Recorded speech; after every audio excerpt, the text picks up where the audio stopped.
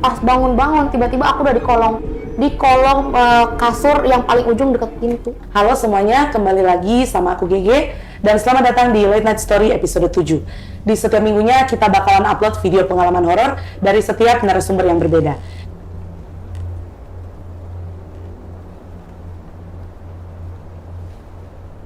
Dan di kesempatan kali ini, aku udah sama Dias, salah satu narasumber aku.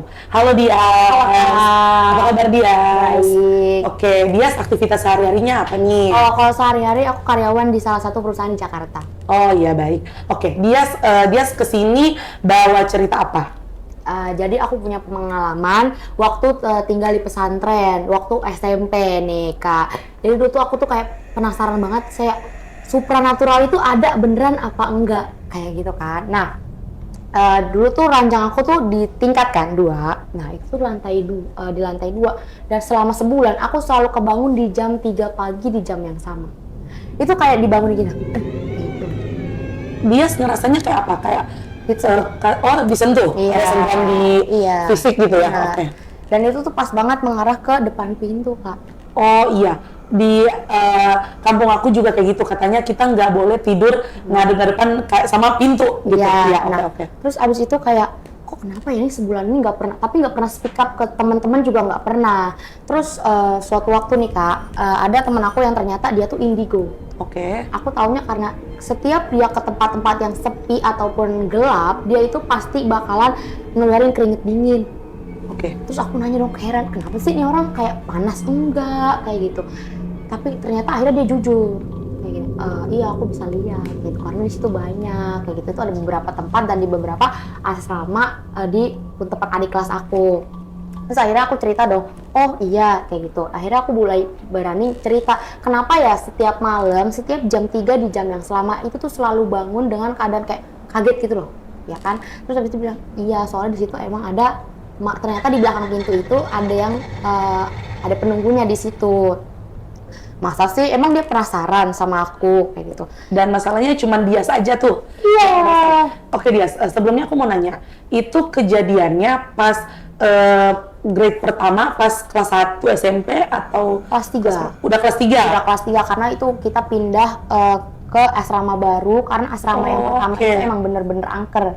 Oh, jadi karena kelas 3 jadi pindah tempat gitu ya? Oke, Nah oke. ini yang dialihfungsikan yang tadinya asrama karena terlalu banyak makan korban, jadi dialihfungsikan jadi kelas aja bukan untuk asrama.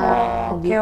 oke, Nah oke. ini yang jadi asrama sekarang. Nah itu ternyata juga ada kejadian kayak gitu kan, ada yang kesurupan banyak. Nah itu aku mulai nggak percaya. Nah percayanya cuma gara-gara pas aku ngalamin kayak gitu aja. Dan di situ juga kalau misalkan emang beneran ada, coba dong gambarin. Aku malah nantangin. Nantangin ke temen yang indigo? Iya, Oke. coba dong gambarin apa sih bentuknya kayak gitu. Digambarin lah. Ini tuh sosok anak kecil. Dia tuh udah dulu tuh dia tuh anak dari seorang dulu kerajaan dulu kayak gitu. Dia tuh pas perang tuh tangannya putus. Digambarin bener-bener sedetail itu Kak. Oke. Pakai kuas cat air Dilukis? dilukis sama dia. Wah, karena oke. dia anak seni juga. Oke. Aku pikir, waduh ini makin kebayang. Tapi aku pikir, aduh kayaknya nggak ini deh. Masa sih gitu loh. Aku masih Karena tantangin. kan dia juga nggak lihat langsung gitu kan, bukan tipe anak yang peka juga mungkin ya. Iya. Jadi kayak masa sih kayak gini gitu kan. Iya. Oke, oke. Terus abis itu emang kenapa sih dia gangguin mulu? Kenapa sih gitu? Aku teriak ke arah pintu. Kenapa sih gangguin mulu kayak gitu? Penasaran sama aku kayak gitu. Sini. Kamu nantangin ya? Iya, aku Oke. nantangin kayak kenapa sih ini orang gangguin nih? Kayak makhluk Gangguin itu terus. iya, gangguin terus kenapa nantangin mau main bareng kayak gitu. Kenapa sih kayak gitu? Penasaran banget. Aku tuh selalu ngucapin kata-kata, lontarin kata-kata itu kayak setiap abis aku malamnya dibangunin. Oke, jadi setiap jam 3 kamu kayak kesel gitu ya, kayak aduh kenapa sih nih, akhirnya melontarkanlah kalimat-kalimat kayak gitu. Iya Oke. bener, kenapa? Terus itu kayak nantangin lah udah karena udah tahu wujudnya nih kayak bakal kebayang. Malamnya itu ada yang kesurupan temen aku satu di Satu ruangan? kamar. Iya, satu kamar itu ada yang kesurupan. Oke, aku mau tanya dulu nih, kamarnya posisinya kayak mana? Jadi satu kamar bisa berapa orang? Satu kamar tuh ada 16 orang. Itu Jadi 8 kasurnya, ranjang. oh iya benar, jadi atas bawah. atas Iya. bawah. Oke. Jadi yang kesurupan itu diranjang samping aku, pas di kolam renang, tapi dia yang di bawah. Kamu yang di atas ya? Iya, aku di Oke. atas. Nah, Itu tuh akhirnya kita nemenin di situ, nggak ada yang berani tidur di kasur masing-masing. Kita akhirnya tidur di lantai semua. Oke. Iya, itu tidur di lantai semua di samping ini, di tempat yang luasnya di bawah. Abis itu sampai jam 4 subuh itu kan pada berangkat ke masjid.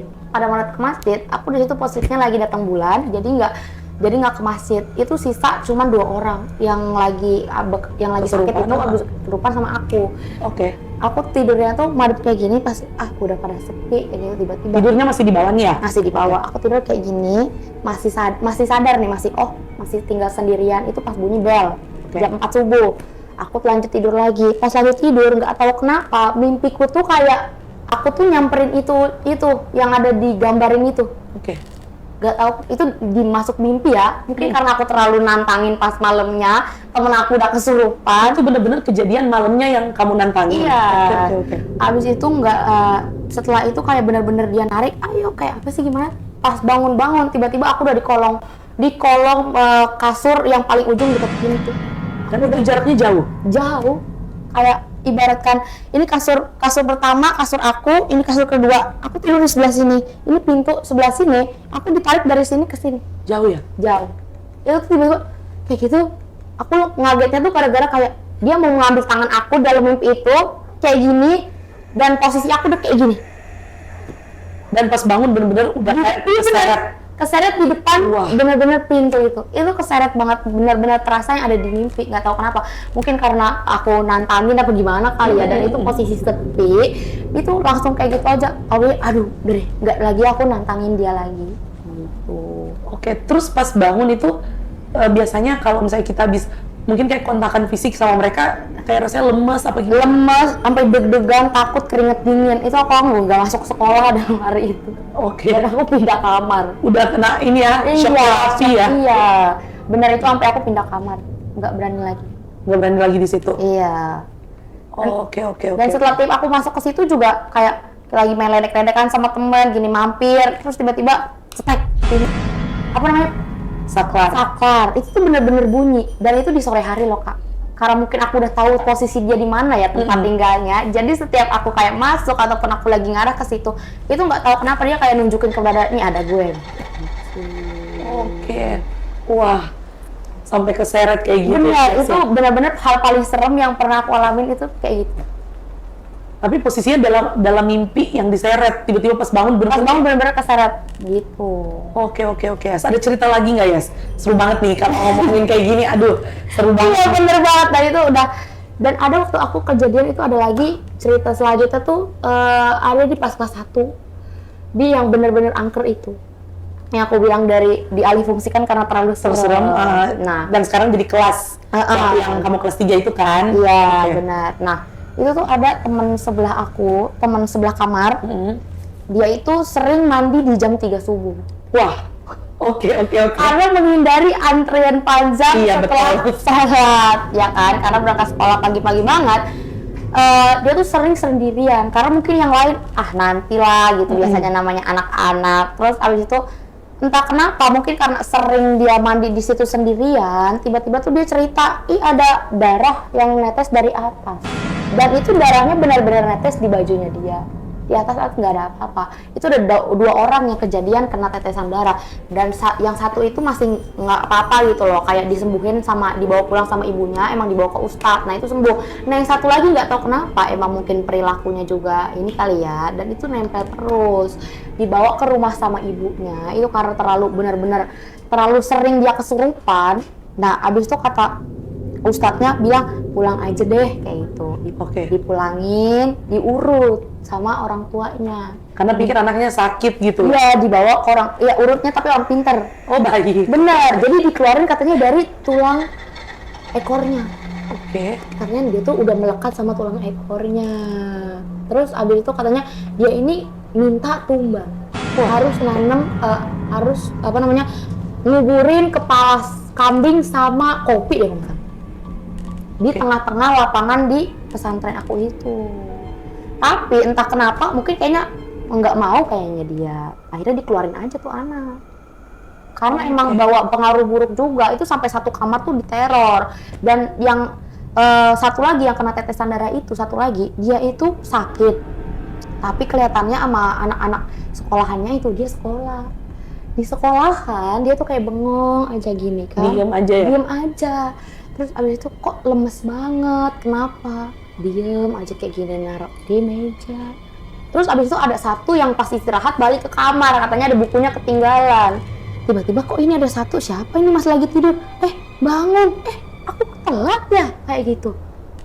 Kok tidur lagi? Ih, ini jam berapa? Ini udah jam istirahat, kayak gitu. Bukannya tadi di kelas ya, kamu sakit?